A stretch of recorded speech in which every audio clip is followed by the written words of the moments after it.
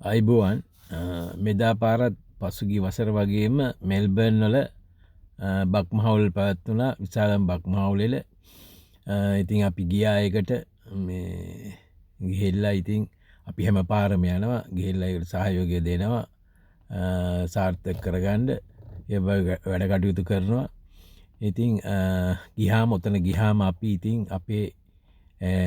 අවුරුද්දක් ගිය අවුරුද්දේ බක්මහවුලදී හම්බෙච්ච මිත්‍රයෝ ආයි හම්බෙන්නේ මේ බක්මහවුලදී වගේ කියන්නේ මෙල්බර්න් වල විසිරලා ඉන්න අපේ මිත්‍රයින් ඉතින් අපිට හැමදාම හම්බෙන්නේ නැහැ මේ වගේ අවස්ථාවක විශේෂ අවස්ථාවක් තමයි ඉතින් හම්බෙන්නේ සමහර විට අවුරුදු ගාණක් හම්බ වෙලා නැති මිත්‍රයින් අපිට එදාට හම්බ වෙනවා ඉතින් සාමාන්‍ය සිරිත තමයි ඉතින් අපේ බක්මහවුලට ගියාම අපි මිත්‍රයෝ හම්බ වුණාම අපි කට්ටිය ඉතින් සෙට් වෙනවා ඒ කියන්නේ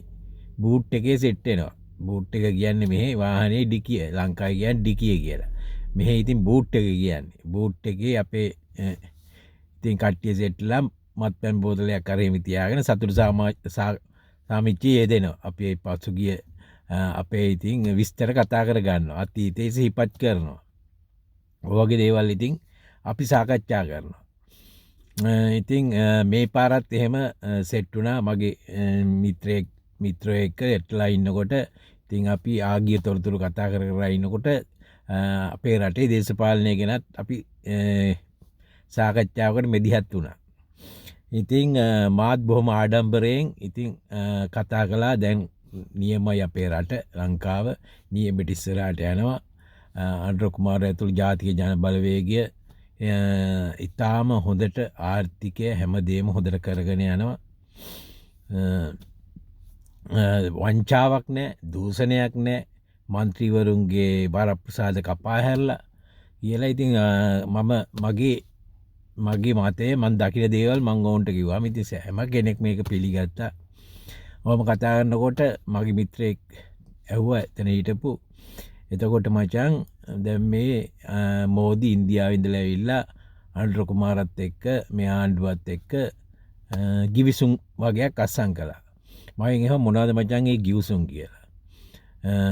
ඇත්තෙන්ම එතෙන්දි මන් ටිකක් කොර වුණා මොකද ගිවිසුම් ගැන අවබෝධයක් නැහැ ඇත්තටම තිබුණේ නැහැ ඉතින්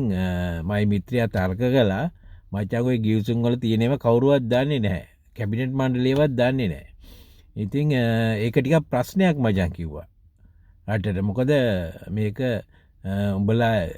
මේතර දැන් තියෙන ජනතා ආණ්ඩුවක් ඒක හින්දා ජනතාව විසින් පත් කරපු ආණ්ඩුවක් 3-2කට වැඩිය ඒකින්ද මිනිස්සු දැනගන්න ඕනේ රටේ මිනිස්සු දැනගන්න ඕනේ අඩුම වශයෙන් පාර්ලිමේන්තුවල ඉදිරිපත් කරන්න ඕනේ කැබිනට් එකට ඉදිරිපත් කරන්න ඕනේ. ඉතින් මම කල්පනා කරලා ඒ වෙලේ කල්පනා කරාම මේක ටිකක් හොඳ දලාත්මක තර්කයක් ඉතින්.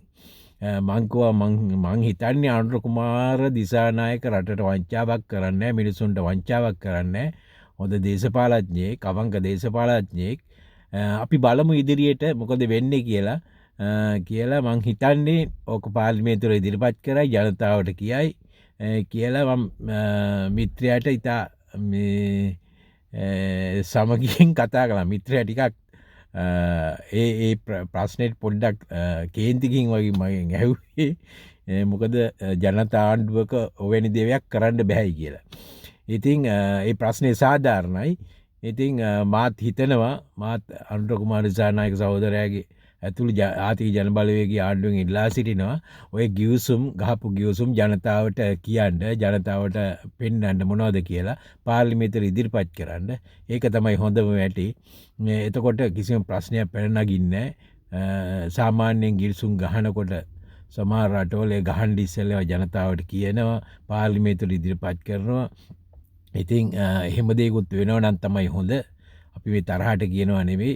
ඒ වගේ රටේ මිනිස්සු දැනගන්න ඕනේ ජනතාව දැනගන්න ඕනේ පාර්ලිමේන්තුවල ඉදිරිපත් කරන්න ඕනේ ඉතින් අපි එහෙම කරමු ඉතින් දැන් අපේ රටේ යන තත්ත්වය බොහොම හොඳයි බොහොම ලස්සනට යනවා දූෂිතයන්ට දඬුවම් ලබා දෙනවා ඔය වගේ දේවල් සුළු දේවල් අඩුපාඩුකම් තියෙනවා ඒවා ඉතින් එකපාරට හදන්න බෑ අපි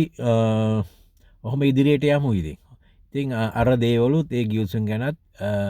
මොනවද තියෙන්නේ කියලා අපි ජනතාවත් දැනුවත් කළා නම් හොඳයි කියලා තමයි මගේ අදහස. Thank you.